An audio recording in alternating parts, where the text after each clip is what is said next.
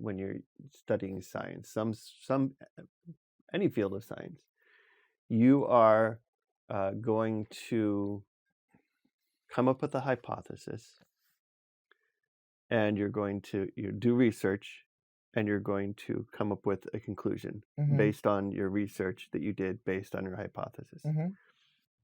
Well, your hypothesis comes from your mind, right? You have to think up a hypothesis. And so your worldview, how you see the world, is going to play into your hypothesis, right? Yes. And so depending on how you see the world, whether you believe that it all happened without any intervention, or whether you believe that God was somehow behind it, is going to play into your hypothesis and your conclusion. 3, 2, 1.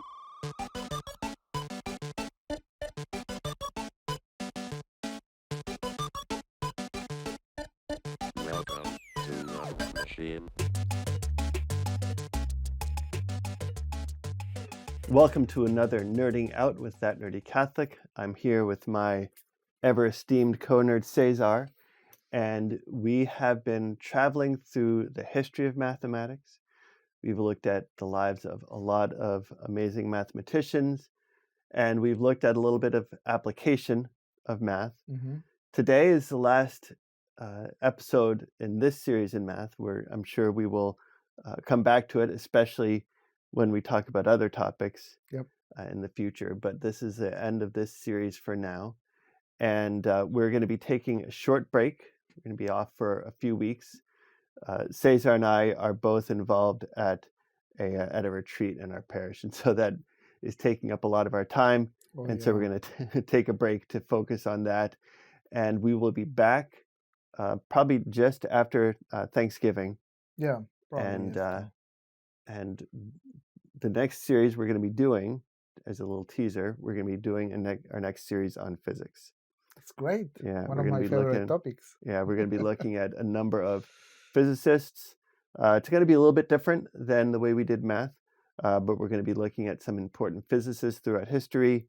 We're going to be looking at some topics in physics, especially, I've found that there are, I've personally found, because it's one of the topics I love as well, there are a number of interesting channels out there on YouTube that talk about what's going on with the latest research in physics.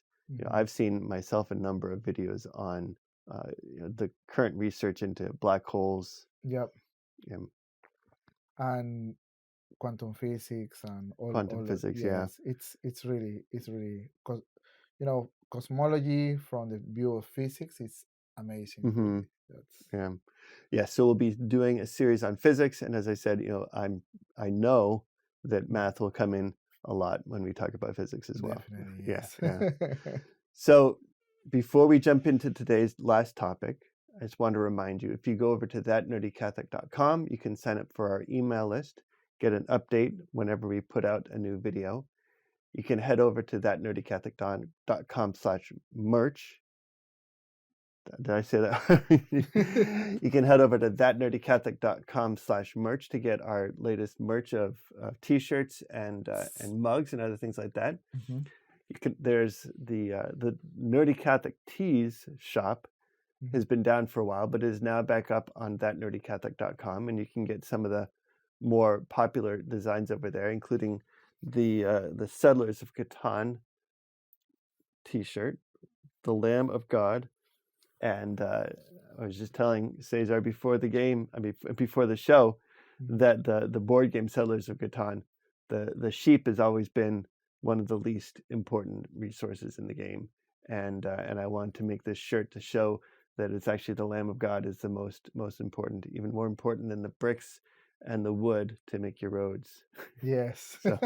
And unfortunately, Cesar has never played Settlers of Catan, so I have to introduce him to that Never. at some point. I have to play sometime. Yeah.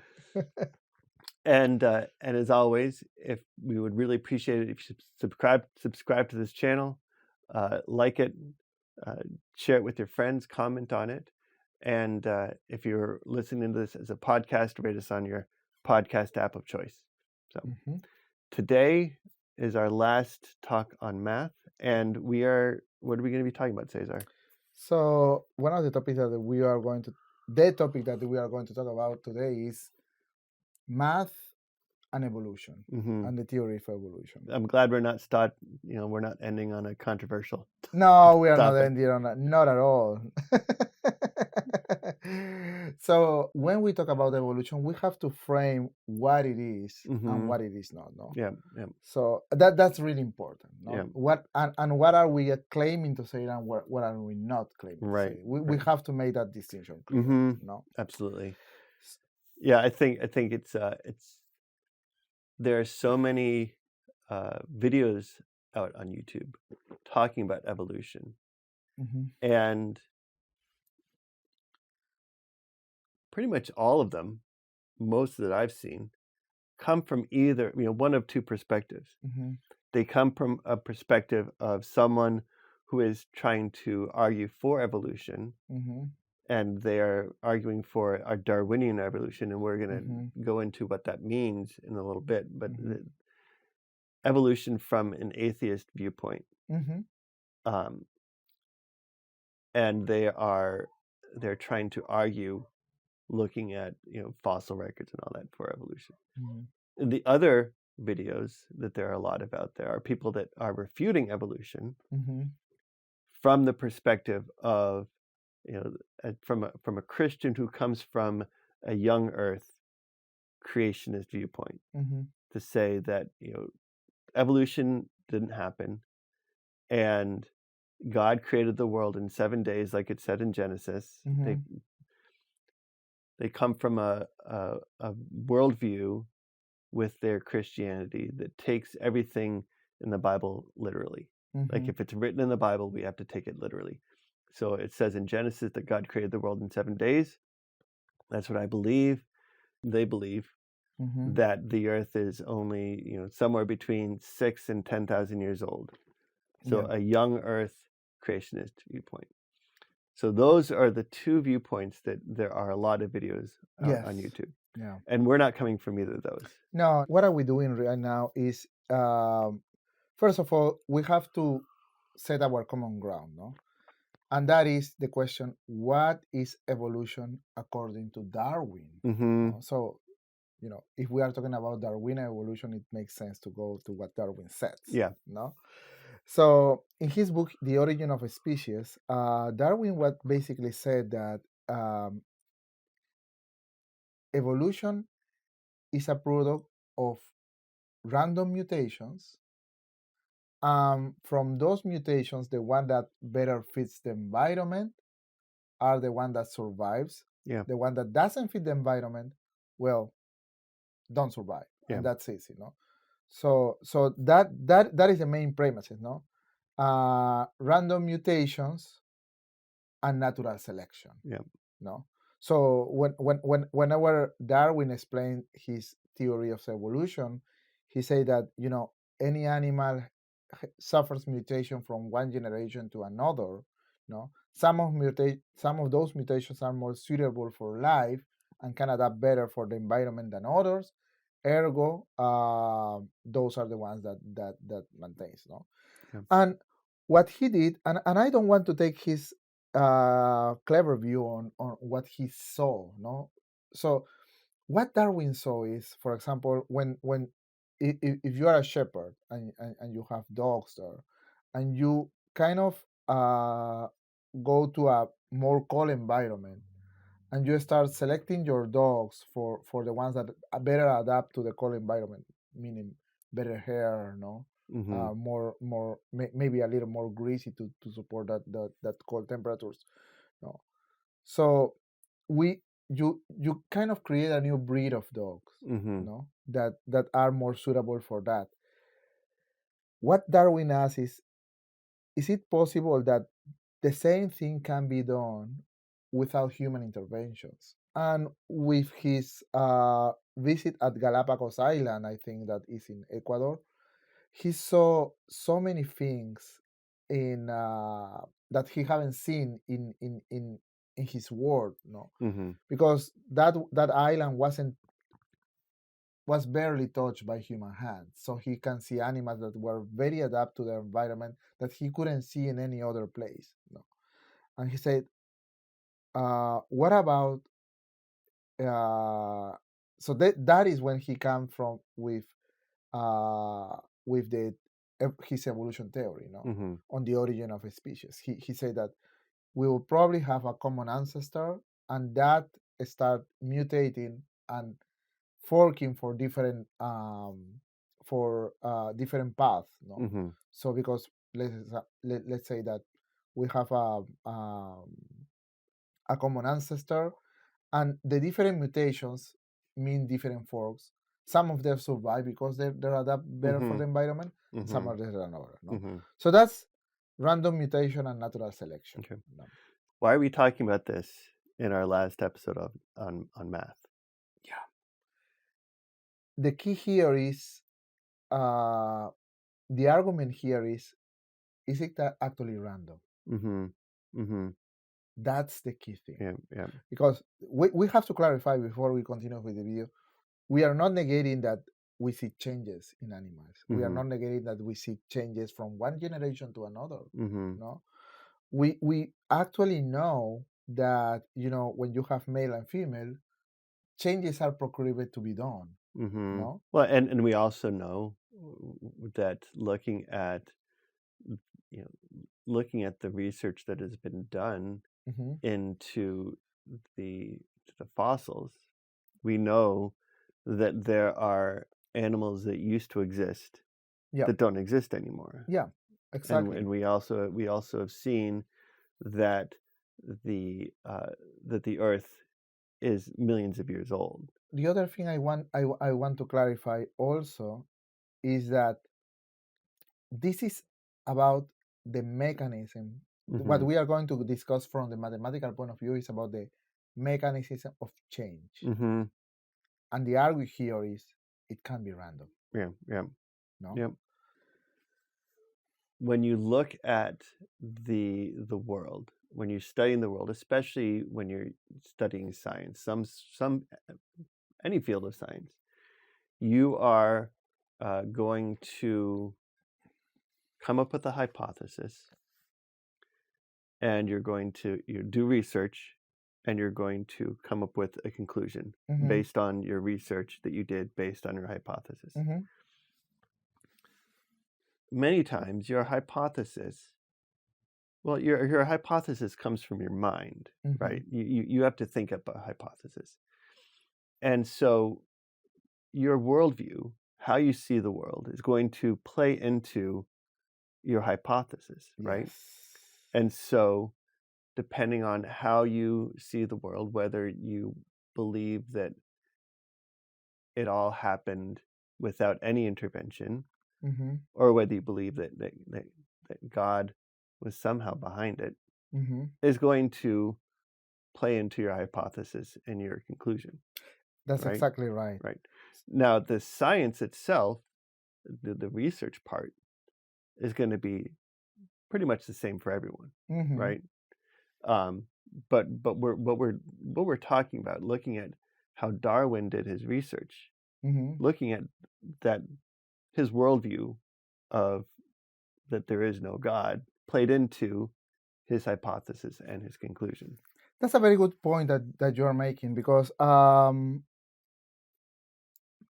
believe it or not, two people can see the same evidence and came to different conclusions because of their worldview. Yeah. And that's really important. No, what happened here is that Darwin, at the time of Darwin, they have just a notion for themselves, and that's it's mid to 1900s or something. No, 1800s. Mid 1800s, yeah. Mid 1800s, no.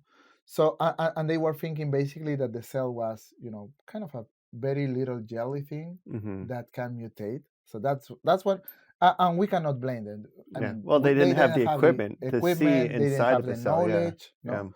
So what revolutionized the idea here is that in the 50s, I'm talking last century. 1850s. No, or 1950s. Okay.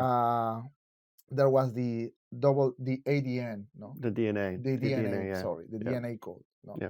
And Watson and Crick, what they found was amazing, really. No, Mm-hmm. they found that first of all, the DNA code act like a program, Mm-hmm. no, and Yep. that was the instruction of things that internally the cell has to execute in Mm-hmm. order to Mm-hmm. reproduce and to do all their Yep. vital functions. Yep. No? So that was really important because that also determines, the human genome Yeah. and everything like that. No, Yeah. though all that information, especially Crick, because he was actually a computer hacker at that time, he discovered that those chains in the DNA, the ACG, am I forgetting what letter? In that double helix change, Mm-hmm. actually like binary code Mm-hmm. in a software. Mm-hmm. No, so that has to be considered too. Yeah. I would love to do a series at some point on biology and look at the mechanisms, learn more about the mechanisms within the cell. Mm-hmm. One of the things that I was involved in a while ago, there was a period when a lot of people that were into computer science were into distributed computing. Mm-hmm. They were apps, and I know they're still out there. That people just don't talk about them as much anymore. Yeah. But they would have these apps, these programs you would download onto your computer, and it would download data from some website, from some server, process it, and then send it back. So it was these different large problems that people wanted to solve, and they needed a lot of computing power. So thousands of people would have this program. They would download just a little bit of data, process it, send it back up. Yeah, that's called clustering. Yeah, and that's right. Yeah. So one of the programs that I was running on my computer for a while was for a group of researchers that were looking into folding proteins. And one of the things that's so amazing about what happens inside the cell is you have these proteins, but they have to be, looking at the 3D models of them, it's these very long protein chains. But for them to work the way they are supposed to work, they have to be folded up, curled up, really, in the exact right way. Yeah. So thinking about what you were saying before about the view of the cell at the time of Darwin was just it was a simple little mechanism. Yeah. But now we know how the complexity inside the cell. So why he has this worldview? He said, well, the cell changes, the organism changes, so random mutation and natural selections can easily explain all the variety and life here during a long period of time. And that's the other thing that we want to discuss. With random selection, does it really help the long period of time? No. So let's go back to the math. No. Yeah. And when I like to start breaking this example is, let's go to a casino mentally. Of course, we are not in a casino right now, but for example, if you are in a table and you throw the dice, and let's say you got, let's make it simple, you have to have 8 to win something. No, what are the chances that throwing the dice, at once you have 8? Yeah. No, so the dice have 1 to 6 in one dice and 1 to 6 to the other dice. Yeah. No, so we have 36 combinations there. No, and you are aiming to 8. How do you form 8? You either form 2 plus 6, 3 and 5, 4 and 4, 4 and 4. Then you go down again because you have 2 dice. No. Yeah. 3 to 2, 3 to 6. 3 to 3 and to 5, and 2 to 6. Yeah. No, so Yeah. you have 5 possibilities Yeah. for the 35. Yeah. So your chances are 5 over 6. That's mean basically 13%, or let's Mhm. make it 14%. Mhm. Yeah. 14% of chances that You'll get an 8. Yeah. yes, Yeah. and you will win your money back. Yeah. And one of the interesting things in so to go back to the settlers Catan in the shirt, because you're playing with 2 dice, Yes. there are a bunch of tiles. Mm-hmm. Each tile is associated with a number on the dice. Mm-hmm. But what's really interesting is they actually have a number of dots on each tile to say the probability that number is going to be rolled. So if you have the tile on a resource that has a 6 or an 8, Mm-hmm. those are, except for 7. 7 is the most likely to be rolled. Mm-hmm. Then you have 6 and 8. Mm-hmm. Then you have 9 and 5. Mm-hmm. So if you're on a tile with a resource that has either a 2 or a 12, Mm-hmm. it's very unlikely because there's only one yes. combination to get Yes. a 2 or a 12. Uh-huh. So you have a different probability for each combination, Mm-hmm. and you have a 5 over 36 to get an 8. So if you Yes. roll one time, you got 13% of chances. 13, 14% chance of winning. Yes. So what if you play for longer than that? Do you have does your probability of winning go up? That's the thing. You have the more chance, you more chances to win. Yeah. Right? So for example, in the casino example, if you want to win once, you have throw the dice and it's 8. You have almost 14% to win that. Mm-hmm. Yeah. Let's say you roll twice. You have to, what's the chance of getting an 8 if you roll twice? So that is 5 over 36 times 5 over 36. No? Mm-hmm. So your probability is still reducing, right? Yeah. So that's around 5%. Yes. Yeah. If you want to 3 times, that's more unlikely to be 1 point something percent. Yeah. 1.8%, I think, is the calculation. So the idea is, the longer you want to win, the less chances you are going to win. Yeah. And you look at the business model of a casino. Yes. If people's chances to win went up the longer they played, well then by random chance, then that would be bad for the casinos. Yes. Because they put millions of dollars into these casinos, and if people are winning, then they can lose all their money. And we know, because looking at the problem of gambling that we have in this country, that's not the case. And the owner of the casino is so sure that the math is going to be on his favor that he's willing to risk that and put all the infrastructure.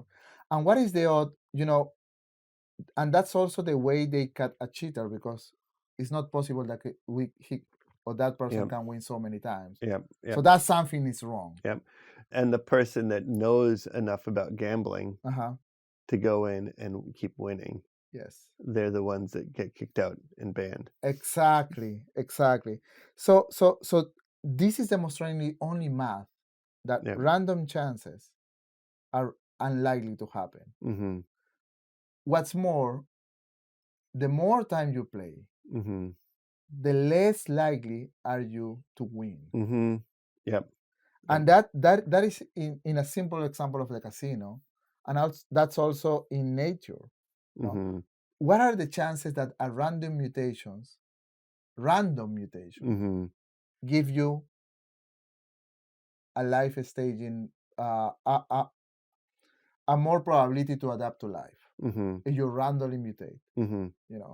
Or let's the next generation, they are going to be, the cell is going to vary this, or we are going to have the mouth here, or we are going to have smaller eyes, something like that, something like random like that.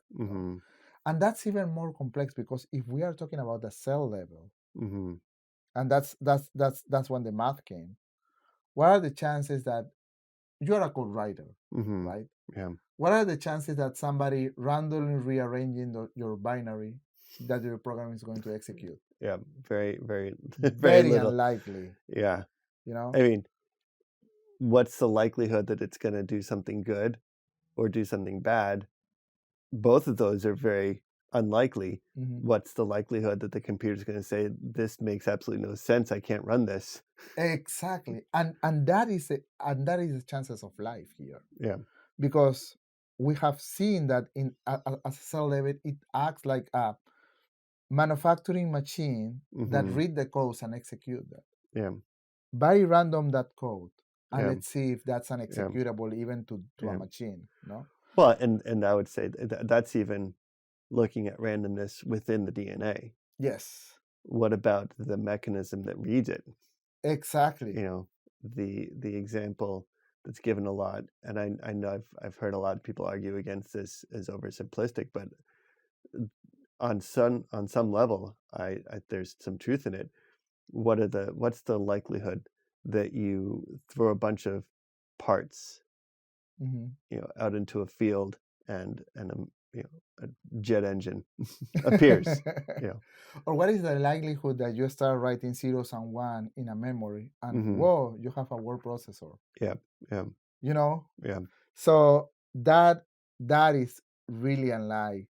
And whenever you see something like that running, you immediately think, oh, somebody must have designed this. Because there's no way that this just randomly happened. Yeah. And something so complex than life, oh yeah, that's random mutations. Yeah. And I have an example here that I would like to run for you. Okay. Just grab my computer here. So let's say we have a program, we are going to run this program. What this program is intended to do, first we're going to run the program like somebody has really coded into that. So someone wrote this program to make a triangle, and then to make a square and a pentagon. Exactly. Okay. I'm running the first example here, and for sure we can share the code for everybody. We can put it in our comments. We'll put it in the description. We'll put a link to the code. Here, what this program does, of course, we have the constant pi defined here, the distance of the arrow of the polygon, we define the array, and then we are showing the triangle here, each x and y point to draw the triangle, and then we are going to generate any other figure that has equal number of sides. So it's going to ask you the number of sides. It's going to draw a shape with equal sides and angles. Exactly. Okay. That's right. Let's run it right now. So as I said, this is in Python. So if you have a Python program, just download it. And so of course, the small polygon is a triangle. And then this program is going to ask you, okay, what is the next polygon that I want a polygon that have, let's say, 4 sides. Oh, what are the chances that it's just a square? We can do that with how many sides we want. We can do it for 4 sides. We can do it with, I don't know, 12 sizes. Okay. And it's going to draw a polygon like that. But the reason it's going to draw this polygon is because there's logic. Code. There's logic behind it. What about if there's no logic and we have randomness? What are the likelihood that for generating this? Yeah, so let's look at that code. Yeah, let's show that code. So in this case, what we have here is this program that you can see here is random generating the next point randomly. Okay. So what are the chances that we get the figure that we want? So let's say like that.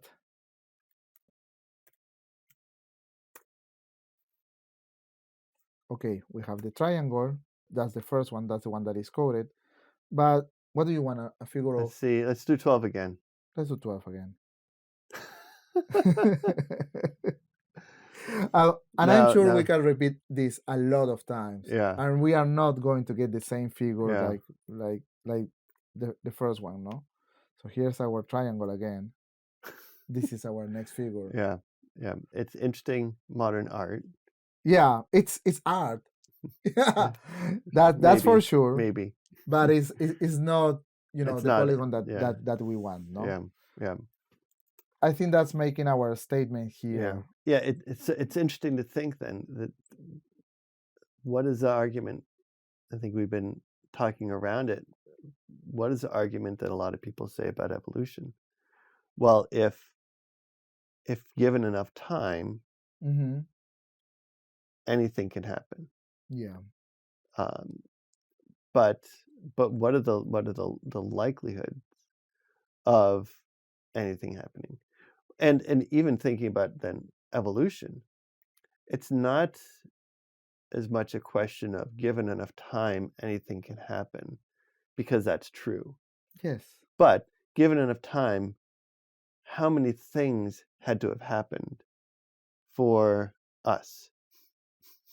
That is a question actually. Given enough time, how do you ensure that the right process, because evolution assumes that from a less complex organism to a more complex organism, Mm-hmm. given it more time, it will Mm-hmm. just do it. Mm-hmm. But that means that we have to win the first time, win the Mhm. second time, win the third time, Yeah. win the fourth time. Yeah. How many wins do we Yes. have to have in a row to get to us? Yeah. In contrast with something that was designed for Yeah. doing that. Yeah. No? Well, we played the clip a few episodes ago from Contact, Yeah. which is, a I like great. that movie, by the way. It's Yeah. a great movie, and you have this character, the scientist that Jodie Foster plays, and she is so sure in her worldview of science, and the dichotomy that's created in that movie is you have this atheist scientist Mhm. versus this this Christian. Mhm. And I don't know if he would even say he was a Christian. He's someone that believes in God. Yes, exactly. It was someone that believed in God. And she's so sure in her atheism that there can be no God, Mhm. that that it creates this conflict. And so the scene that we showed, we can show it again. Matthew McConaughey's character looks at her and says, trying to challenge her worldview. He says, "Did your dad love you, or did you love your dad?" I can't remember. It was one of those. And she said, "Well, of course." And he says, "Well, okay, we'll prove it." So it's this, for me, looking at these two worldviews, what he says, he doesn't say that he can prove that God exists. Mm-hmm.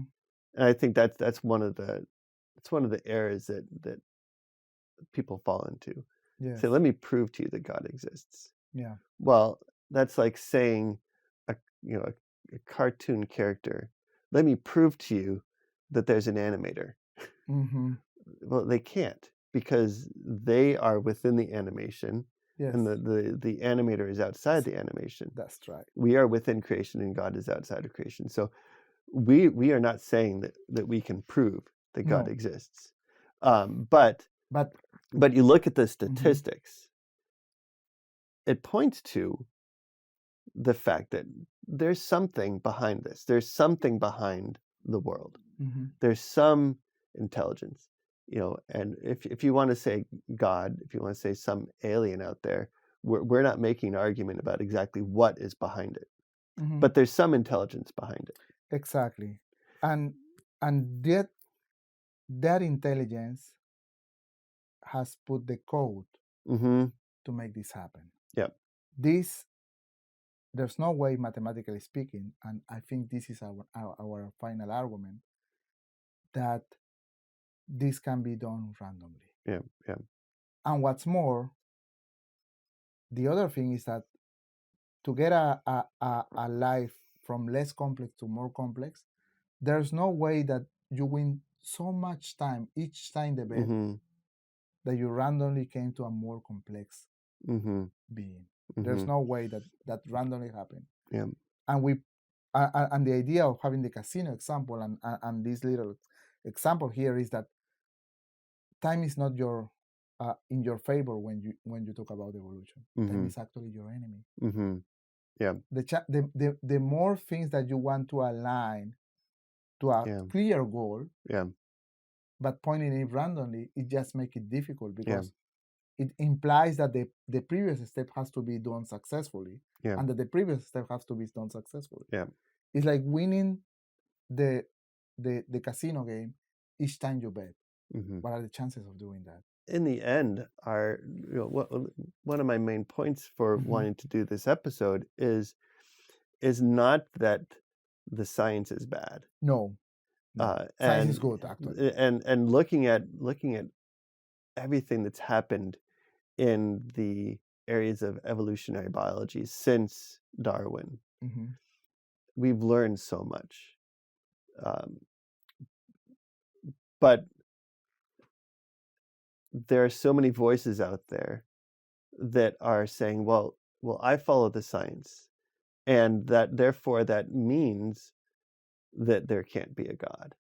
Yeah. It's a very interesting assumption. If you believe in science, then you can't believe in God. Yeah. And those 2 points are completely separate from each other. Yes. I mean, that's why we're nerdy Catholics. Mhm. We love the science, and we believe that God is behind the science. Exactly. To think of that God was so creative that He created a universe that is so orderly and makes sense. Going back to the some of the mathematicians we talked about, and we'll go back to this point over and over again. I know, looking at physicists Mhm. or other scientists, that the history of science is a history of people that wanted to understand the world because they wanted to understand the world that God created. We talked about the first episode Mhm. when we were talking about the ancient world. We were talking about the Egyptians and the Babylonians Mhm. and the math that they were working on with. The worldview that most ancient civilizations had was a pagan worldview of different gods were in charge of different parts of creation. Yeah. So you had in the Egyptian world you had Ra was the sun god, was the god above all others because it was in charge of Mhm. light in the day. You had a god that was in charge of the rain. You had a god that was in charge of everything that people saw. There was a Mhm. god in charge of that. And what was happening in their mind in the world of the gods was it was just the whims of the gods. Things happened because of the whims of the gods. Mhm. And the Jewish nation comes and says there's one God. And this one God created a world, created a universe that makes sense. And it is through that Judeo-Christian worldview that we have scientists that said the universe makes sense. There is an order to it. Therefore, we can understand it. Therefore, we need to study it. Yes, completely agree. And so the what has become this worldview of we have science, therefore there's no God, is built upon a foundation of so many scientists that have said we are studying the world because we believe God created it and He created it to make sense. Mhm. Therefore, we want to study it. Yes. So that really is, a good wrapping up point for our series on math. Mm-hmm. And I think it's almost a little teaser about where we're going to go from here. That's true. I think that a lot of the different areas we're going to look at in the future are going to come back to this point of, the fact that we are studying science Mm-hmm. because we know that there is a God that created the world and He created it to make sense. What we are saying here is just we are free to explore that world. Mm-hmm. And as long as we are pursuing the true, we are going to find reminiscence of that intelligence Mm-hmm. behind that creation. Yeah. Because it's an order. Yeah. you Yeah. know? Yeah. And if you love science, our main thing that we want you to think about is it just have your mind open to this possibility that there is an intelligence behind the world, and that and in the case of our experience, that this intelligence has revealed himself to us and desires to be known. And desires you to know him. Yeah. And loves you a lot.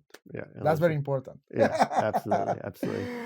Well, Cesar, thank you again for an amazing conversation, and thank you for joining us. Just a reminder, if you head over to thatnerdycatholic.com, you can sign up for our email list and get updates when we put out new episodes.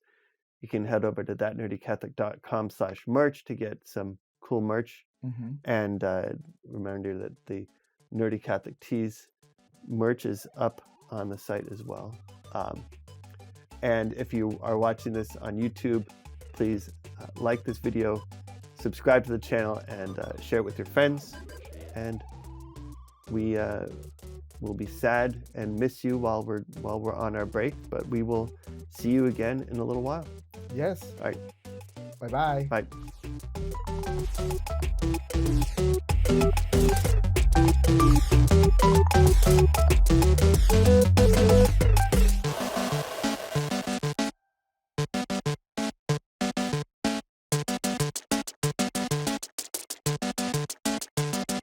System shut down.